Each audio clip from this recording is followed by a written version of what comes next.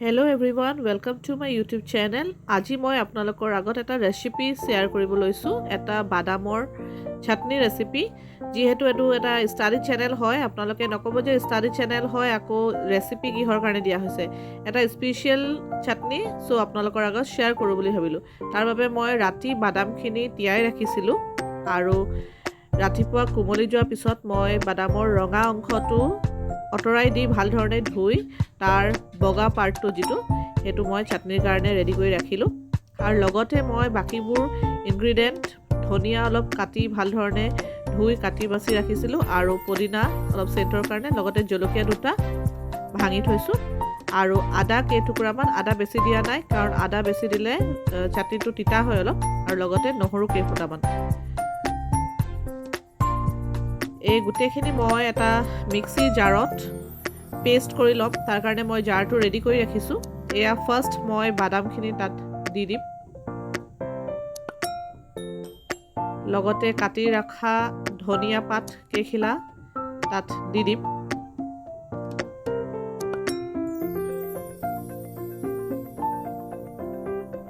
পুদিনা পাত কেখিলা তাৰ পিছত তাত এড কৰিম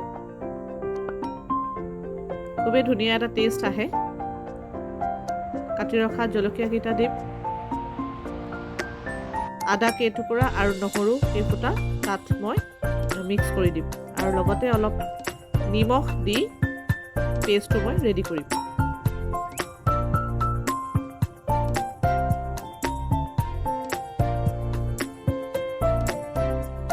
এই অলপ নিমখ দিছো নিমখটো আপোনালোকে জোখমতে দিব পাৰে কম বেছি হলে আপোনালোকে তাত জোখমতে নিজে মিক্স কৰি লব আৰু লগতে মই পেষ্টটো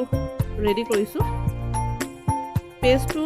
ৰেডি কৰোতে অলপ আপোনালোকে মিক্সি জাৰটোত পানী দিব লাগিব নহলে আমাৰ চাটনিখিনি ভাল ধৰণে মিক্স নহয় এয়া চাটনি ৰেডি লগতে একেটা জাৰতে মই এটা পদিনা ৰেচিপি আপোনালোকৰ আগত শেয়াৰ কৰিব লৈছো পদিনাখিনি যেহেতু খৰ আছিল সেই কাৰণে মই দুবাৰ পিচিবলগীয়া হ'ল আৰু পদিনাখিনি পিছুতে আপোনালোকে অলপ পানী দিব লাগিব নহলে মিক্সি জাৰটো ভাল ধৰণে নুঘুৰিব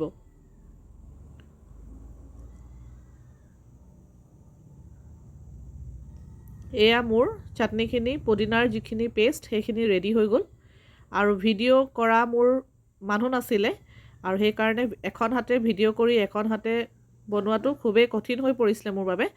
সো এয়া মই চাটনিখিনি হে একেখন প্লেটতে ট্ৰান্সফাৰ কৰি লৈছো চামুচখন তাৰ ভিতৰতে সোমাই গ'ল সো এয়া লেতেৰা বুলি নাভাবিব এয়া পেষ্টখিনি ৰেডি কৰি ৰখা হ'ল লগতে বিলাহী অলপো কাটি ৰখা হ'ল আৰু নহৰু জলকীয়া নিমখ ৰেডি কৰি থোৱা হৈছে সো নহৰু কেইফুটামান থেতালি থোৱা হৈছে আৰু কেইফুটামান গোটা কৰি ৰখা হৈছে মায়ে অলৰেডি কেৰাহীত তেল দি দিলে যেহেতু এই ৰেচিপিটোৰ কাৰণে বেছি তেলৰ প্ৰয়োজন নাই তেলখিনি গৰম হোৱাৰ পিছত নহৰু আৰু অলপ মাজে মাজে ফালি দি জলকীয়া কেইটামান দিয়া হ'ল জলকীয়া যেহেতু কুমলীয়া আছিল বেছি জ্বলা নাছিল সেইবাবে জলকীয়া পাঁচটা দিয়া হৈছে আৰু লগতে অলপ হালধি দি দিছে আৰু এই গুটেখিনি অলপ ৰঙা হ'বৰ কাৰণে এৰি দিয়া হৈছে এতিয়া পিয়াজ নহৰু জলকীয়া আৰু হালধিখিনি মজাৰ লগে লগে অলপ মিক্স কৰি দিছে তাৰ পিছতে বিলাহীখিনি তাত এড কৰি দিয়া হ'ব কাটি থোৱা বিলাহীখিনি এড কৰি ভাল ধৰণে মিক্স কৰি দিয়া হ'ব যাতে নহৰু জলকীয়া আৰু হালধিৰ যিটো মিক্সাৰ হে ধুনীয়াকৈ বিলাহীখিনি সোমাই যায় আৰু এতিয়া অলপ নিমখ এড কৰি দিয়া হ'ল নিমখ আপোনালোকে জোখমতে দিব কম বেছি হলে পাছত আপোনালোকে এড কৰিব পাৰিব আৰু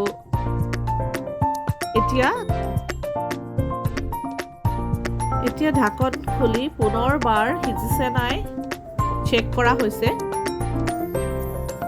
আৰু পুনৰ ঢাকন কৰি ৰেডি এতিয়া লাষ্ট টাইম চাওক আমাৰ যিটো বিলাহী পেষ্ট বিলাহী যিটো লিকুইড হে ধুনীয়াকৈ সিজিলে আৰু লগতে পুদিনাৰ যিখিনি মিক্সাৰ বনাই থোৱা হৈছিল পুদিনাৰ পেষ্টখিনি তাত মিক্স কৰি ধুনীয়াকৈ এড কৰি দিয়া হৈছে ভাল ধৰণে মিক্স কৰি দিছে যাতে বিলাহী আৰু পুদিনা দুইখিনি ধুনীয়াকৈ মিক্স হয় খুবেই এটা সিম্পল ৰেচিপি, সকলোৱে জানে, কিন্তু ভাবিলোঁ আপোনালোকৰ আগত শ্বেয়াৰ কৰোঁ বুলি। এবাৰ হ'লেও বনাই খাব, খুবেই টেষ্টি। এয়া আদা নহৰু পেষ্ট অলপ ওপৰত এড কৰি দিছে যাতে ধুনীয়া চেণ্ট এটা আহে, আৰু ভাল ধৰণে মিক্স কৰি দিছে, আৰু খন্তেক পিছতে ৰেচিপিটো ৰেডি হ'ব। খুব চিম্পল ৰেচিপি, সকলোৱে বনাব পাৰিব। এবাৰ হ'লেও আপোনালোকে চেষ্টা কৰিব আৰু খাই চাব। ফাইনেলি আমাৰ 2টা চাটনি ৰেডি।